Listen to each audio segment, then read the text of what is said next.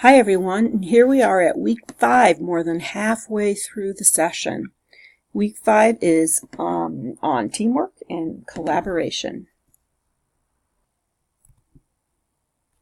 Our competencies are to demonstrate the ability to participate in effective teamwork and collaboration, to describe the relationship between motivation and behavior, to explore strategies for creating an environment that facilitates organizational and individual satisfaction, to discuss the reasons why communication is critical to successful leadership and management, and to describe the utilization of group building and maintenance roles to enhance effective teamwork and collaboration.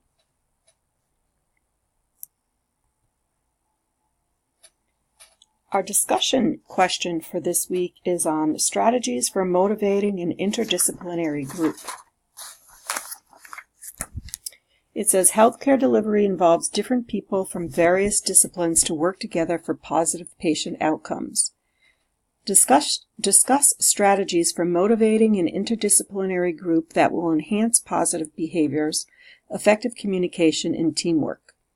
Explain the relationship between individual and group motivation and behavior.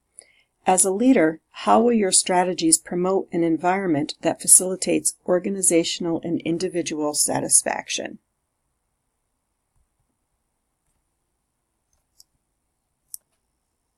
Think of what we have read in the textbook and the articles and anything that you're researching on creating a motivation climate. Think of worker empowerment. What kind of incentives and rewards would you use? What kind of relationship do you have currently with your supervisor, and what kind of relationships would you want to have with your employees if you were a supervisor or a manager? Think about promotion and promoting self-care as motivation, things that will motivate an employee. What other things that can you think of that would be part of a motivation climate? Think about employee engagement versus employee satisfaction. There is a big difference between the two of them. Engaged employees are those that are emotionally committed to the organization's goals. Satisfaction only indicates how happy or content an employee is at that given time. Motivation involves the action people take to satisfy their unmet needs. Think about intrinsic versus extrinsic motivation of your employees. There are several different motivational theories that you'll see in your textbook. Some of them I bet you're already familiar with from previous courses. Maslow, self-actualization, Skinner, Herzberg, Vroom, McClellan, Gellerman, and McGregor. Our assignment this week is to review the case study that's in your text. And again, please use care depending on what edition of the text you have. It may be learning exercise 1912 or 1914. But the exercise that you're looking for is titled Bringing a Group Together. So review that case study. Discuss the reasons why communication is critical to successful nursing leadership and management. Describe the utilization of group building and maintenance roles to enhance effective teamwork and collaboration. Identify problems with this group and strategies or solutions to rectify their problem. This group is being brought together to discuss how requests for days off are handled. Many of the staff on the unit have voiced displeasure. Please do not answer the questions in the learning exercise. Just avoid that section and follow the case study guidelines in the syllabus. Some other information in this week's readings are organizational, interpersonal, and group communication. So they say that communication begins the moment that 2 or more people become aware of each other's presence. What variables can affect organizational communication? Think about it on your unit. What goes on in communication on your unit when you're trying to communicate to somebody about a patient need? Also, take a look at all of our readings and review different communication strategies, channels, modes, and elements. Another thing that's very important in our readings and our topics for this week is socialization and educating the staff in a learning organization. Think about your organization right now. Do you feel that you work in a learning organization? Does management work with your education department to ensure adequate resources? What kind of resources do you have? Do you have live classes? Do you have education fairs? Do you have access to continuing education? Do you have in-services where people come around and in-service you at your workstations?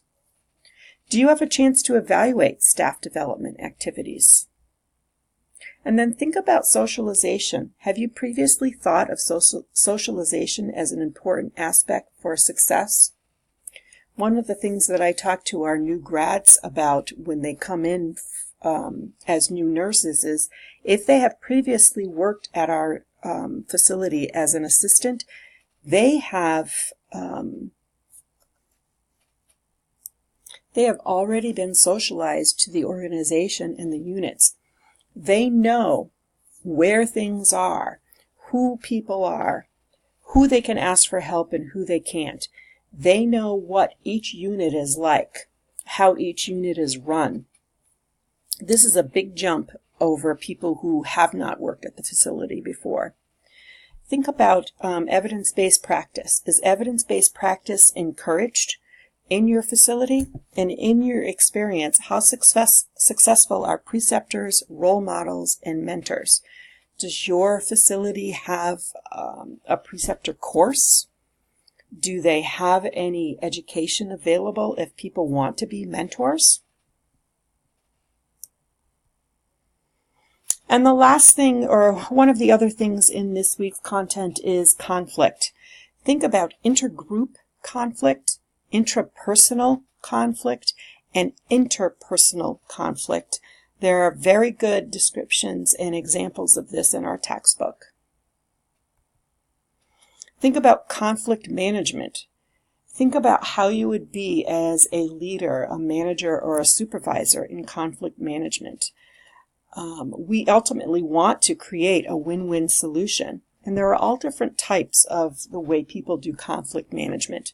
Compromising, competing, cooperating, smoothing, avoiding, and collaborating. Which one of these do you think would be best for a manager? Or do you think that different techniques would be useful in different situations? And lastly, what about bullying and incivility? Have you seen this on your units where you work? Other places will call it horizontal or lateral violence.